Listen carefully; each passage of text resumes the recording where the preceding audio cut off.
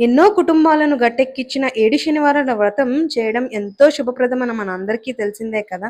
ఈ వ్రతం చేయాలి అనుకున్న వాళ్ళు ముందు రోజుగా కొన్ని పనులైతే చేసుకోవాలి. ముందు రోజు మనం ఇంటిని మొత్తం శుభ్రంగా క్లీన్ చేసుకొని, మాప్ చేసుకొని రెడీగా పెట్టుకోవాలి.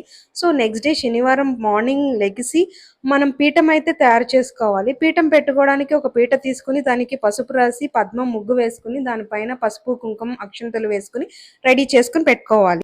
సో, నేనైతే చాలా వీడియోస్ చూసాననమాట డీటెయిల్స్ కోసము. ఒక్కొక్క వీడియోలో ఒక్కొక్కళ్ళు ఒక్కొక్క రకంగా చెప్తున్నారు.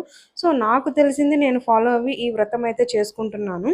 సో, నేనైతే పీటకి పసుపు రాసుకొని ముగ్గు పెట్టిన తరువాత డైరెక్ట్‌గా ఒక ప్లేట్‌లో బియ్యం పోసుకొని లక్ష్మీ అమ్మవారు, మళ్ళీ వెంకటేశ్వర స్వామి ఇవన్నీ నేను ఒక ప్లేట్‌లో పెట్టుకున్నాననమాట.